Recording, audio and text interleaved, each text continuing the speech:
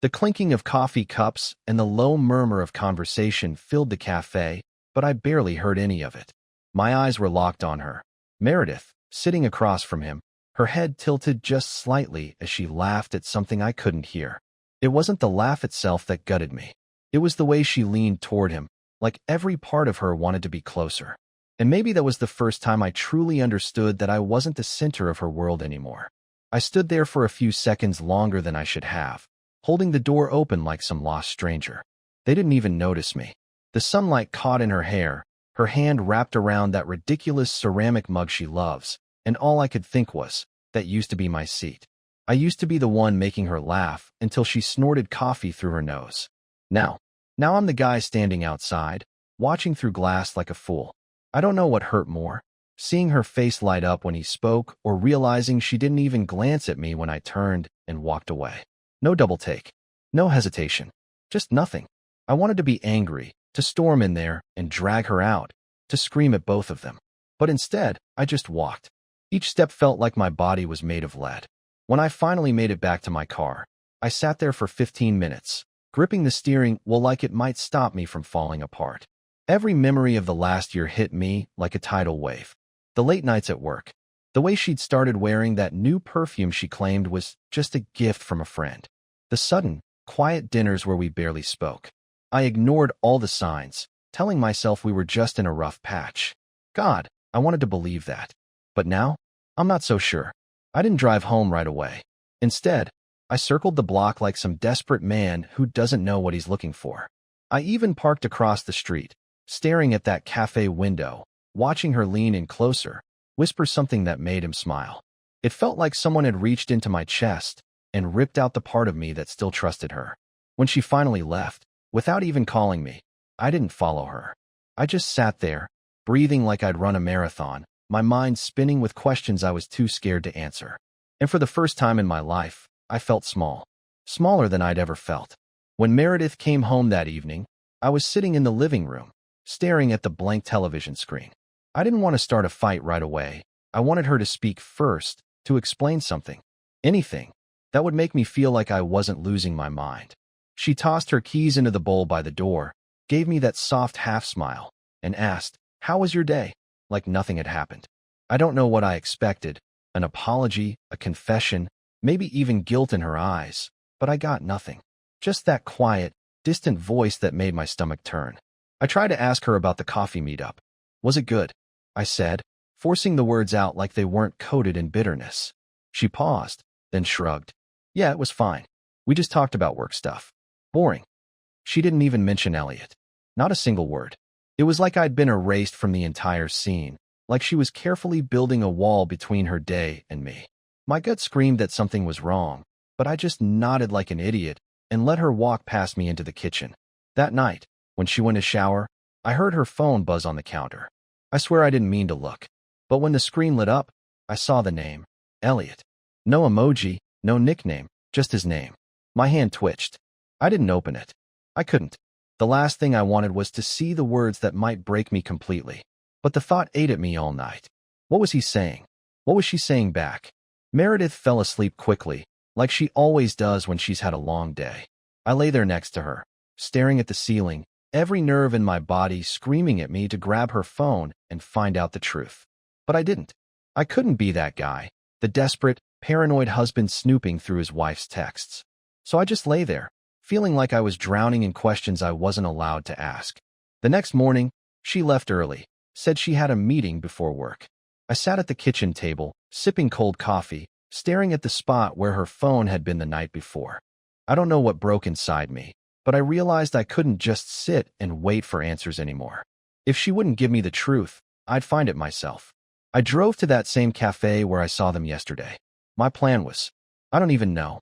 Maybe I thought I'd see them again. Maybe I'd overhear something. But when I walked in, she wasn't there. Neither was he. I sat in the corner anyway, pretending to drink my coffee, watching every person who walked through the door like they might carry the truth on their face. And then, like some cruel joke, Elliot walked in alone. He didn't see me. He ordered his drink, pulled out his phone, and smiled at the screen. I don't know why, but something about that smile made my stomach twist. He looked too happy, too satisfied. I wanted to walk over there, grab that phone, and see if her name was lighting up his screen. Instead, I sat there, my hands trembling, thinking about every little moment I'd ignored in the past few months. The late-night work calls, the sudden gym sessions she never used to care about, the way she always kept her phone face down now. It all came rushing back like a puzzle I didn't want to solve. I told myself I was only going to sit there for a few more minutes, finish my coffee, and leave before Elliot noticed me. But the longer I watched him, the more I realized I wasn't going anywhere. Every time his phone lit up and he smirked at the screen, I felt like I was being stabbed in the chest. Was it her?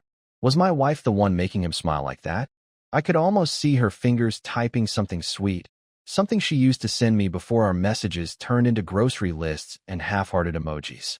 When he left, I waited 2 full minutes before following. I wasn't thinking straight. I'm not even sure what my plan was. Maybe I wanted to confront him. Maybe I just wanted to see what he'd do next. I trailed him from a distance, pretending to check my own phone like some kind of wannabe spy, my heart pounding so hard I thought people around me could hear it. He walked toward the parking lot, and that's when I saw it. Meredith's car, parked 3 rows away. My first thought was that I was wrong, that it was just some other car, but I know that dent on the passenger side like I know the back of my own hand. I froze. My entire body went cold. What was she doing here? She was supposed to be at work. Why hadn't she mentioned coming back to this place? I felt my chest tighten as Elliot walked toward her car, toward my car, technically, since my name is on the papers. He stopped just before reaching it, looked around, and then pulled out his phone again. I was too far to hear, but I saw the smirk on his face grow wider. I ducked behind another car, my palms sweating. I knew I was being ridiculous, hiding like some desperate fool, but I couldn't move. A few seconds later, I saw her. Meredith. She walked out from the far corner of the lot, wearing that same white blouse she'd left the house in, but now it was unbuttoned at the top, just a little more than usual. She didn't see me. She only saw him. And the way she smiled, God, it was like someone had ripped out my heart and stepped on it. They talked for a moment. I couldn't hear the words, but I saw her tuck her hair behind her ear, that nervous habit she always had when she liked someone. He said something, and she laughed, loud enough that I heard it from across the lot. It wasn't the fake laugh she gave me when I told one of my bad jokes. This one was real, raw, the kind of laugh that made me remember the first time I fell in love with her. I should have walked away. I should have driven home, packed my things, and spared myself the pain of watching whatever came next. But I didn't. I stayed. Because I had to know. I had to see if what I feared was real. And then, like some cruel confirmation, she stepped closer to him, close enough that their shoulders brushed. He reached out, casually touching her arm like he owned her. And I just stood there, my breath caught in my throat, my legs refusing to move, as if my body was locked in place by the gravity of betrayal. I thought about walking over, shouting her name, demanding answers. But all I did was watch her choose him over me with a smile that didn't belong to me anymore. When she finally walked back to her car, she didn't even look around. She didn't see me standing there, hidden behind a minivan like some pathetic ghost of the man I used to be. She drove away with her window rolled down, humming to some song on the radio, while I stayed in that parking lot, staring at the space where her car had been. I spent the rest of that day pacing through the house like a ghost, replaying every moment in that parking lot until it felt like I was losing my mind. Every laugh, every glance, every subtle brush of his hand against her arm. Those images were burned into my brain like scars I couldn't erase. I wanted to confront her the second she walked through the door, but when I heard the click of her keys and saw her step inside, I froze. She looked so calm, so completely unbothered, as if the entire day had been nothing more than a meeting, a few errands, and maybe some casual small talk. I stood there, leaning against the kitchen counter, my chest tight, waiting for her to mention something, anything, that would hint at the truth. But she didn't. Instead, she smiled softly, placed a bag of groceries on the table, and asked, "Did you eat lunch?" There was a split second where I almost lost it. My mouth opened, the words, "Who is Elliot?" ready to spill out like poison, but I swallowed them. I couldn't do it, not like that. I needed proof, real proof, because I knew if I confronted her with nothing but a broken voice and wild accusations, she'd just shake her head, give me that pitying look, and tell me I was overthinking everything again. and maybe a part of me was still terrified of hearing her confirm my worst fear. That night, as we sat across from each other at the dinner table, I watched her like a detective studying a suspect. Every smile felt forced. Every casual comment felt rehearsed. When her phone buzzed, she glanced at it and flipped it face down with a speed that made my skin crawl. I tried to ask, casually, who was texting her. She shrugged. Just a friend from work. Nothing important. Then she changed the subject, asking if I'd remembered to pay the electric bill. And just like that, I felt the conversation slip out of my hands. After she went to bed, I sat in the dark living room with a drink, my thoughts running in circles. I couldn't stop thinking about that moment in the parking lot, the way her body language screamed intimacy, even if her lips didn't. I wanted to storm into the bedroom, wake her up, and demand to know the truth. But instead, I just sat there, staring at my phone, scrolling through old photos of us. Our wedding day, the trip to Maine, that silly selfie where we both had whipped cream on our noses. Back then, I thought we were unshakable. Now I'm not sure we're even standing on the same ground. The next day, I decided I couldn't keep waiting for answers to fall into my lap. I followed her. Yes, I know how it sounds. Pathetic, weak, paranoid. But I had to know. She told me she was going to lunch with a few coworkers. I waited 5 minutes, then grabbed my keys and trailed her car through traffic, keeping far enough behind so she wouldn't see me. My heart was pounding so hard I could barely hear my own thoughts, but I was ready for whatever I found. Or at least I thought I was. When she parked near that same cafe, I held my breath. Elliot's car was already there. She got out, fixed her hair in the reflection of the car window, and walked in without even looking around. I stayed in my car for what felt like an eternity, my mind screaming at me to go inside and demand answers. But something stopped me. Fear, maybe. Or pride. Instead, I decided I'd get proof another way. I called an old friend who works with private security, someone who owed me a favor. I asked if he could help me keep an eye on someone, just for a week. He hesitated, said it wasn't exactly legal to just stalk someone without their knowledge, but I didn't care. I needed to know. I needed to stop being the clueless husband who couldn't tell if his entire marriage was a lie. That night, I barely spoke to her. She noticed, of course. "Are you okay?" she asked as we got ready for bed. I forced a smile and said I was just tired. But inside, I was boiling. I couldn't sleep, not even for a minute. I lay there, staring at the shadows on the ceiling, wondering what I'd find out in the coming days, and wondering if I even wanted to know the full truth. The call came 2 days later, just after midnight, when I was sitting on the couch in the dark with nothing but the hum of the refrigerator filling the silence. I'd barely spoken to Meredith all weekend. I couldn't bring myself to touch her, couldn't even look at her without feeling like I was staring at a stranger. When my friend Tom's name flashed on my phone, my chest tightened like I already knew I wasn't ready for what he had to say. "Calvin, you sure you want this?" Tom's voice was low, cautious, like he was about to tell me something that would split me down the middle. I told him I did, even though my voice cracked halfway through the sentence. He hesitated, then sighed. "All right. I had someone tell her yesterday. She wasn't where she said she'd be." I gripped the phone so hard I thought it would shatter. "Where was she?" I asked, barely getting the words out. I could hear him shuffling papers, like he didn't even want to read what was written there. "She wasn't with coworkers. She met with that guy, Elliot, right? We tracked her from her office to a restaurant out of town. They sat in the corner for 2 hours, talking, laughing. He paid. They walked out together." I felt like someone had lit a match in my chest. Did they do anything? My voice broke.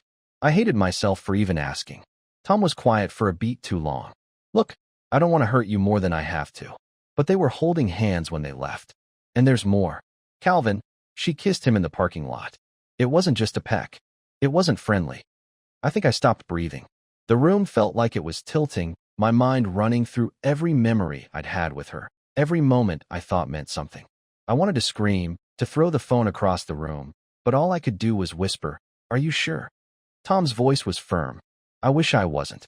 After we hung up, I sat there for what must have been an hour, staring at the wall like it would give me answers. My hands were shaking so badly I had to hold them together just to keep still. I kept hearing her laugh from that cafe, the way she leaned toward him like I didn't even exist. Now I knew I wasn't crazy. She was slipping away, piece by piece, and I was just watching it happen. When she came home the next day, I almost confronted her. I almost slammed the report on the kitchen counter and demanded she explain herself. But when she walked through the door, humming softly with that same tired smile, I couldn't do it. I just stood there, my mouth dry, my heart screaming at me to say something. But instead, I asked about her day like a coward. She kissed my cheek, told me work had been stressful, and walked upstairs without looking back. I knew then I couldn't keep pretending. That night, after she fell asleep, I sat at the kitchen table and wrote down everything I wanted to ask her. I made a list, every question, every suspicion, every little thing that had been eating me alive. I stared at that list for hours, imagining what her answers would be.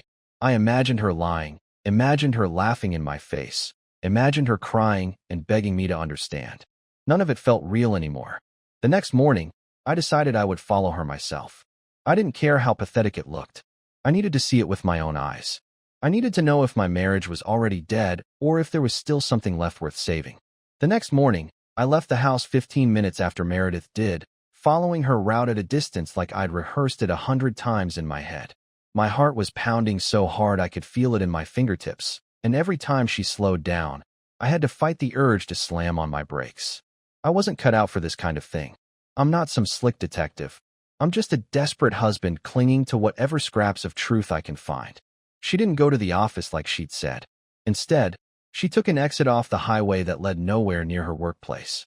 I gripped the steering wheel so tightly my knuckles turned white. My stomach dropped as I realized I was about to witness something I might never be able to forget. She parked outside a small, nondescript building with no signs, just a row of dusty windows and a single side door. I pulled over a few blocks away and waited. She sat in the car for a few seconds, fixed her hair in the rearview mirror, and then stepped out, her heels clicking on the pavement like echoes of betrayal. I thought she'd go inside, but then a familiar car pulled up, Elliot's. Seeing his car next to hers was like a gut punch I wasn't ready for. He got out, grinning like he owned the world, and the way he leaned in to whisper something to her made my entire body tense. She laughed, brushing her hand against his chest. I wanted to scream. I wanted to run up there and demand she explain what the hell was going on. But I didn't move. I stayed there, gripping the steering wheel like a lifeline, every muscle in my body screaming with rage and disbelief. They went inside together, and for a moment, I couldn't breathe. I sat there, staring at that door, wondering if I had it in me to storm inside and confront them. My mind was spinning. Was I prepared to see something I could never unsee? What if I was wrong? What if this was all some twisted misunderstanding, and I'd end up looking like the paranoid fool I feared I'd become? But then, after what felt like an eternity, I saw them through the dusty window. They weren't sitting apart like colleagues. They were close, too close. Elliot reached out and touched her cheek, and she didn't flinch. She smiled. And in that moment, something inside me broke. I didn't remember starting the car, but suddenly I was driving. I couldn't sit there anymore. Couldn't be the man who hides behind a steering wheel while his marriage burns to the ground. I drove aimlessly, my head pounding, the world blurring past me like I wasn't even part of it.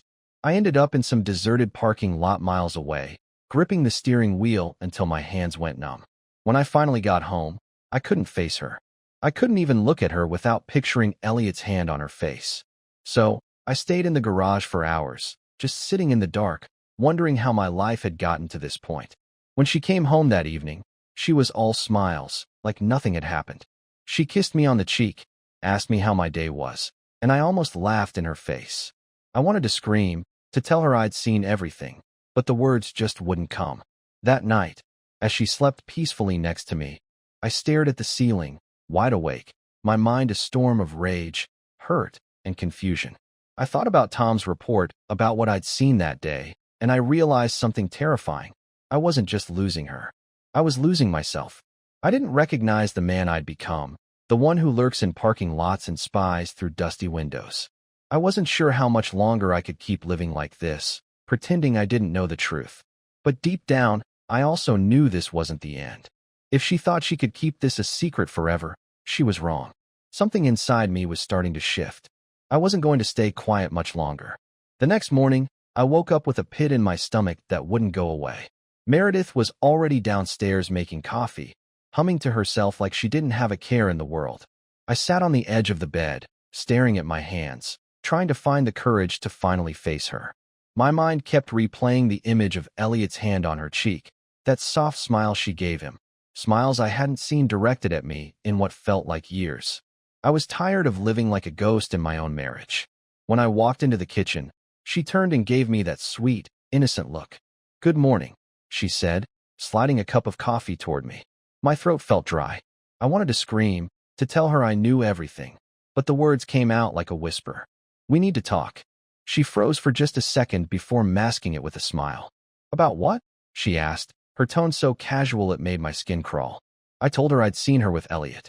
I didn't mention the parking lot or the way she'd looked at him. I just said his name and waited. Her face didn't change much, but I caught it. A flicker in her eyes, just enough to tell me she wasn't expecting that. "What do you mean?" she said, tilting her head, playing dumb. I wanted to shake her, to make her drop the act. "You know what I mean," I said, my voice trembling now. "I know you've been seeing him. I know something's going on." For a second, I thought she'd confess. I thought she'd break down and tell me the truth. But instead, she laughed. She actually laughed. "Calvin, you're paranoid," she said, shaking her head like I was some delusional child. "Elliot's just a coworker. We're working on a project together, that's all." I felt my anger rising, boiling over. "Don't lie to me," I said, slamming my hand on the table. "I saw you. I saw how you look at him. I'm not stupid, Meredith." My voice cracked on her name, and that's when I realized just how broken I sounded. She stared at me, her expression hardening. "What do you want me to say?" she snapped. "That I'm not happy? That maybe I want something more than this silence we've been living in?" Her words cut me deeper than anything I'd expected. I stood there, stunned, as she pushed past me and walked toward the living room. The silence that followed was worse than any argument. I just stood there, gripping the edge of the table, my breath coming in sharp bursts. It felt like the ground had been ripped out from under me. I wanted to fight back, to tell her how much I'd been trying, how I'd done everything to keep us together, but the words wouldn't come. Instead, I watched her sink into the couch, scrolling through her phone like nothing had just happened. Something inside me cracked then. It wasn't just anger, it was desperation. I couldn't let this continue, couldn't just sit back while she slipped away into someone else's arms. That evening, I made a decision that scared even me. If she wasn't going to tell me the truth, I'd find it another way. I pulled out my old laptop, logged into an email account I hadn't touched in years, and sent a message to a private investigator I'd found online weeks ago, but never had the guts to contact. By midnight, I'd already wired a deposit. I lay in bed next to Meredith, listening to her soft breathing, wondering what kind of secret she was hiding just inches away from me. My heart felt like a clenched fist. I wasn't sure what would be worse, finding out I was right or realizing I'd destroyed what little trust we had left by trying to prove it. But one thing was certain. The next few days were going to break something in both of us. And part of me, the dark, trembling part one, didn't want to admit existed, almost wanted them to. The next 3 days felt like I was living with a countdown clock strapped to my chest. I barely slept, waiting for the investigator's report. When it finally arrived in my inbox, my hands trembled so badly I almost couldn't open it. I braced myself for the worst. Photos, texts, undeniable proof that my marriage was over. But what I saw instead stopped me cold. There was no affair. No betrayal. The photos showed Meredith and Elliot meeting at that same quiet cafe, but they weren't sneaking around or embracing like lovers. They were sitting across from each other with laptops, buried in spreadsheets and sketches. The kiss I thought I'd seen? It wasn't what I imagined. There was one blurry shot of him leaning close to whisper something while she laughed, but that was it. The rest of the report was a stack of mundane observations. Work lunches, late meetings, car rides home alone. I sat there for a long time, staring at the screen, my heart pounding as the weight of what I'd done hit me. I had doubted her, stalked her, dragged myself through a nightmare of my own making, all because I let fear and insecurity take the wheel. I felt ashamed, but under the shame, there was something else. Relief so powerful I almost started crying right there at the kitchen table. I realized I had been suffocating in silence, blaming her for the distance between us, when maybe I was the one who had built that wall. That night, when she came home, I didn't confront her. I didn't demand answers or throw accusations. Instead, I asked her to sit with me. She gave me a curious look but agreed, setting her phone aside. My voice shook as I told her everything. how I'd felt invisible, how I thought I was losing her, how I'd let my own paranoia convince me of things that weren't true. She didn't interrupt. She just listened, her eyes wide and soft, like she was seeing me clearly for the first time in months. When I finally finished, she reached across the table and took my hand. "Calvin," she said quietly, "I didn't know you felt this way. I thought you were just distant. I thought maybe you didn't care anymore." Hearing that nearly broke me. We'd both been living in the same silence, misreading each other, letting the cracks grow deeper without realizing it. We talked for hours that night. She told me Elliot was nothing more than a colleague who'd been helping her with a work project she didn't feel confident about. She admitted she should have communicated better, that she'd been so focused on proving herself at work that she hadn't noticed how far we'd drifted apart. And for the first time in what felt like forever, I believed her. The following weekend, we packed a small bag, left our phones behind, and drove to the coast. We walked on the beach, ate greasy food from a boardwalk shack, and laughed until our faces hurt. It felt like we were remembering each other all over again, the way we used to be before life got complicated and the silence crept in. Now, weeks later, I'm not naive enough to think everything is perfect. Marriage isn't a straight line. It's messy, it's terrifying, and sometimes it feels like you're losing everything when really you just need to talk. But Meredith and we're talking again. We're trying. And for the first time in a long time, I feel like I'm not a ghost anymore. Maybe that's the real twist of this whole story. I thought I was uncovering a betrayal, but what I really found was a second chance.